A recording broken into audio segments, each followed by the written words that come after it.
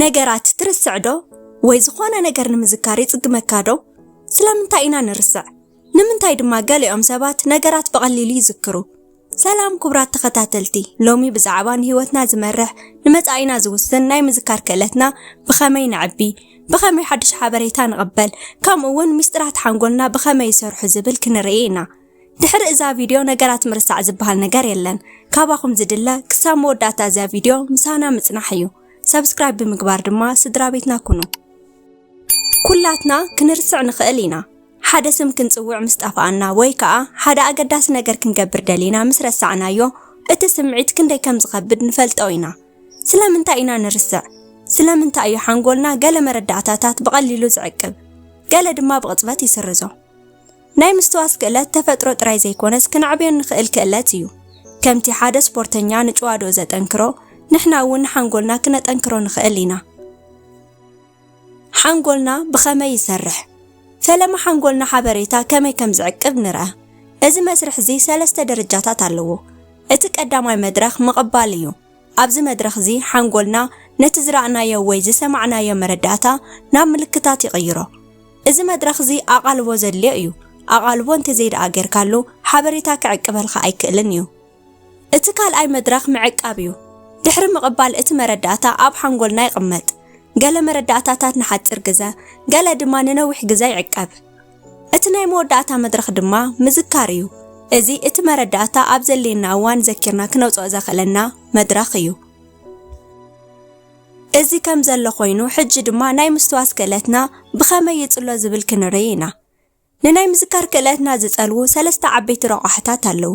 ንሳቶም እውን ድቃስ፣ ኣመጋግባ ከምኡውን ውጥረት እዮም። ድቃስ ንሓንጎልና ናይ ምጽራይን መረዳእታ ናይ ምውህሃድን ግዜ እዩ። ብጽቡቕ ዘይደቀሰ ሓንጎል ሓበሬታ ንምዕቃብ ይጽገም።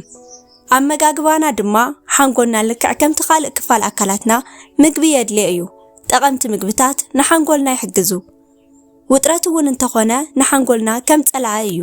ንነዊሕ ግዜ ዝጸንሕ ውጥረት ነቲ ንምዝካር ዝሕግዝ ክፋል ሓንጎልና የዳኽሞ እዩ። እሞ ንምንታይ ደኣ ንርስዕ? ሓንጎልና ኩሉ ነገር ክዝክር ኣይክእልን እዩ። እቲ ንጥቀመሉ ሓበሬታ እናዘከርናዮ ንኸይድ፣ እቲ ዘይንጥቀመሉ ድማ ሓንጎልና ይስርዞ ወይ ንርስዖ። ሓደ ነገር ንክንዝክሮ ደጋጊምና ክንርእዮ ወይ ክንጥቀመሉ ኣለና። ናይ ምስትዋስ ክእለትካ ዘዕብዩ ስልትታት። ቀዳማይ ምስላዊ ስልቲ። መዓልታዊ ውዕሎና ምስ ስእሊ ዝተኣሳሰሩ እዮም። ሓንጎልና ቃላት ካብ ክዝክር ስእሊ ክዝክር ዝያዳ ይቐሎ። ንኣብነት ዝኾነ ንብረት ክትዕድግ እንተደኣ ደሊኻ ነቲ ትዕድጎ ነገር ከም ስእሊ ኣብ ኣእምሮኻ ኣሎ። እቲ ስእሊ ካብ ቃላት ንላዕሊ ብዝበለፀ ትዝክሮ። ነቲ መረዳእታ ከም ስእሊ ኣብ ኣእምሮኻ ትርእዮ። ካልኣይ ምውህሃድ። ምውህሃድ ክንብል ከለና ሓደ ሓድሽ ሓበሬታ ምስቲ ቅድሚ ሕጂ እትፈልጦ ሓበሬታ ክትተኣሳስሮን ከለኻ ሓንጎልካ ብቐሊሉ ይሕዞ። ንኣብነት ሓደ ሓድሽ ሰብ ክትላለ ከለኻ ስሙ ምስ ቅድሚ ሕጂ ሓደ ዝፈለጥካዮ ሰብ ወይ ነገር ኣተሓሕዞ። እቲ ሓድሽ መረዳእታ ኣብቲ ናይ ቀደም ዘሎ መደበር ሓበሬታኻ ክሰርጽ እዩ። ሳልሳይ ምክፍፋል። ብዙሕ ነገር ብሓደ ግዜ ክዝክሮ ክትፍትን ከለኻ ሓንጎልካ ይጽገም። ነቲ ክዝክሮ ትደሊ መረዳእታ ከፋፊልካ ቐምጦ።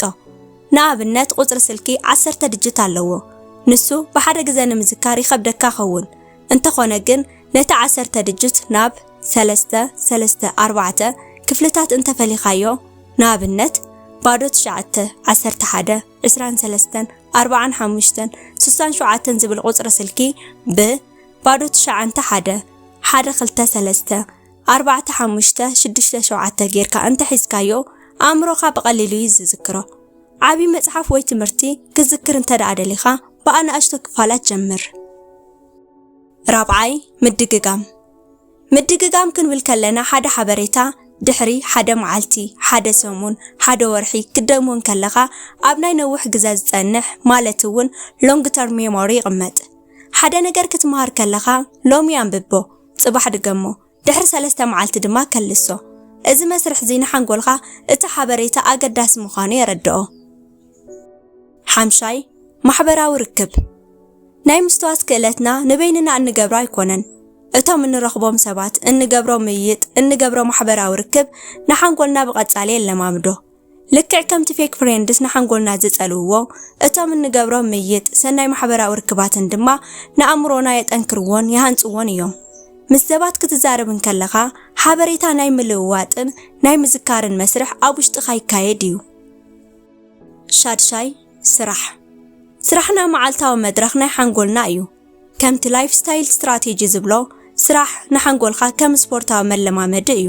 ሓድሽ ነገር ክትምሃር፣ ሓድሽ ቴክኖሎጂ ክትጥቀም፣ ሓድሽ መገዲ ስራሕ ክትፍትሽን ከለኻ ሓንጎልካ ንዝኽሪ ዝኸውን ሓደሽቲ መስመራት ማለት እውን ናቹራል ፓዝዌይስ ይሃንጽ።